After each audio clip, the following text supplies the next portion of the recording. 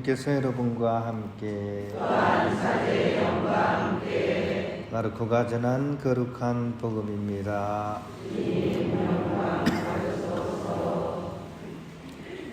그때 어떤 나병 환자가 예수님께 와서 도움을 청하였다. 그가 무릎을 꿇고 이렇게 말하였다. 스승님께서는 하고자 하시면 저를 깨끗하게 하실 수 있습니다. 예수님께서 가엾은 마음이 드셔서 손을 내밀어 그에게 대시며 말씀하셨다. 내가 하고자 하니 깨끗하게 되어라. 그러자 바로 나병이 가시고 그가 깨끗하게 되었다. 예수님께서는 그를 돌려보내시며 단단히 이르셨다. 그에게 이렇게 말씀하셨다. 누구에게든 아무 말도 하지 않도록 조심하여라. 다만 사제에게 가서 내 몸을 보이고 내가 깨끗해진 것과 관련하여 모세가 명령한 예물을 바쳐 그들에게 증거가 되게 하여라. 주님의 말씀입니다.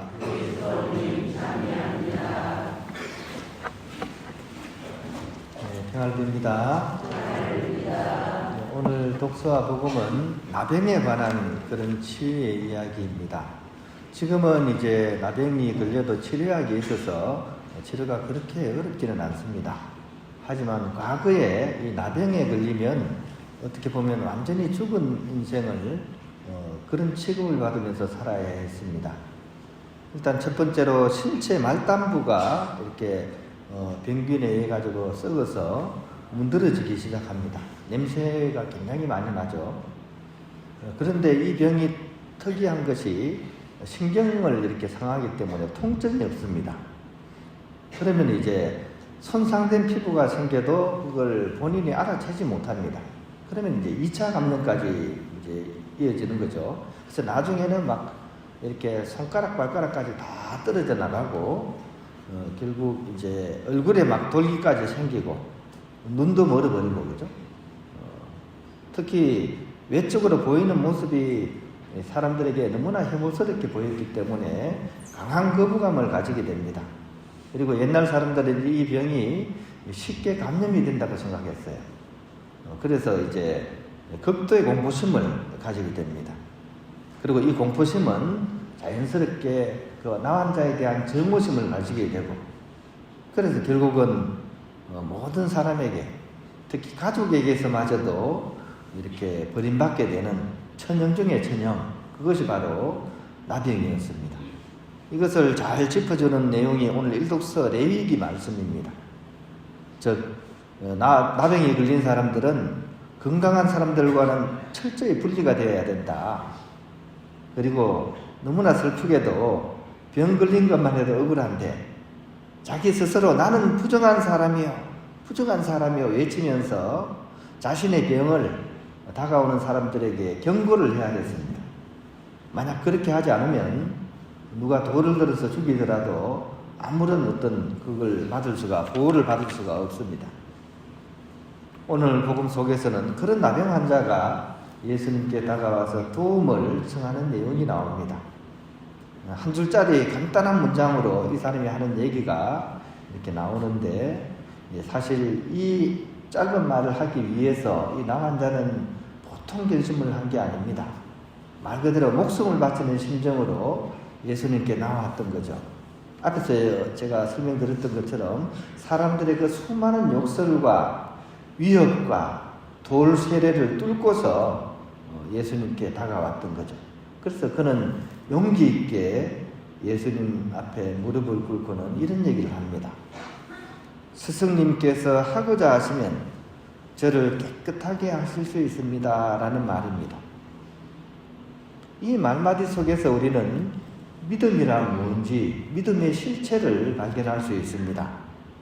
즉, 믿음은 고통과 위험 가운데서도 주님께 나아가고자 하는 것, 그것이 바로 믿음입니다. 또한 믿음은 주님께서 나를 깨끗하게 해주시도록 나를 그분께 내어드리는 것, 이것이 바로 믿음입니다. 당연한 말이고 지당한 그런 믿음의 정의라고 할 것입니다. 하지만 사실 우리 삶의 현장에서 이런 믿음을 살기가 쉽지가 않습니다. 대부분의 사람들은 오히려 반대의 상황이죠. 그죠? 일이 잘 되고 여유가 있으면 내가 믿음이 생기겠다는 생각을 합니다. 그래서 성당에 잘 다니다가도 좀 어려운 일이 생기면 오히려 성당의 발길을 끊어버립니다. 반대 현상이죠.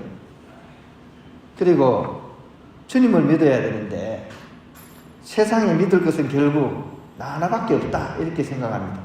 그래서 주먹 꽉 쥐고 이악 물고 내 힘을 믿어야 된다고 이렇게 생각하면서 아등바등 살아갑니다.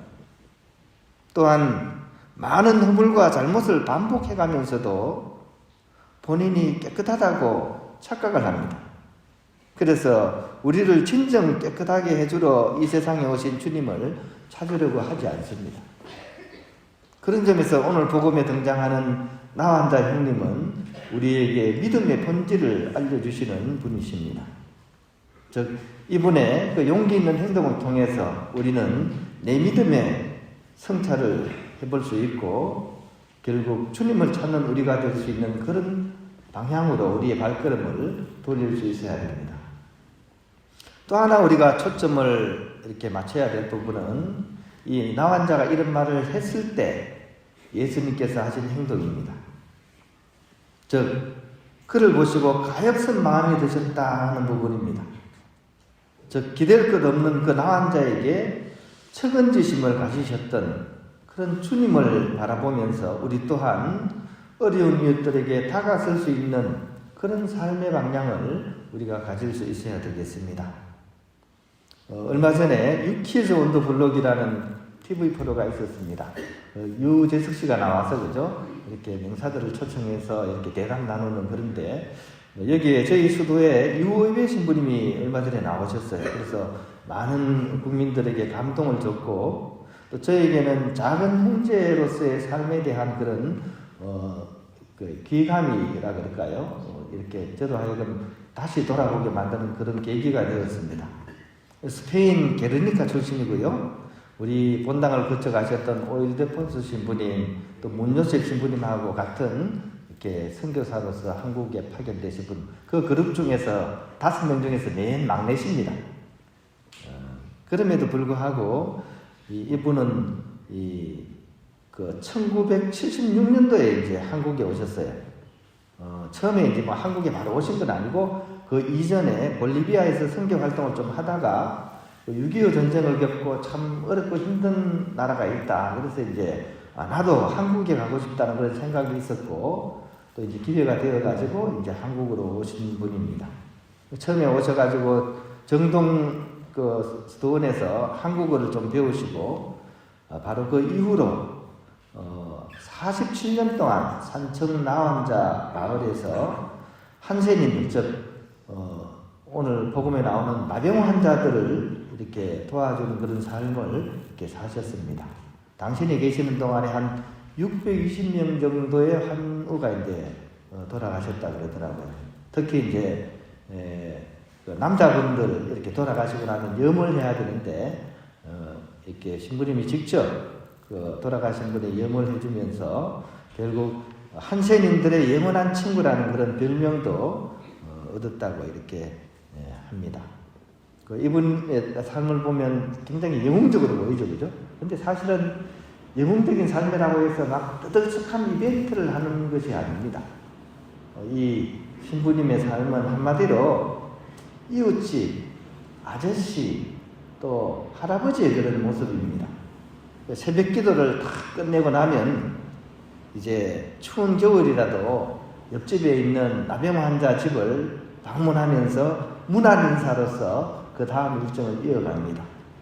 그러고 나서 이제 미사를 봉헌하고 또 이제 그 중간중간에 어려운 일이 있는 사람들 가서 이제 만나고 하는 그런 일입니다.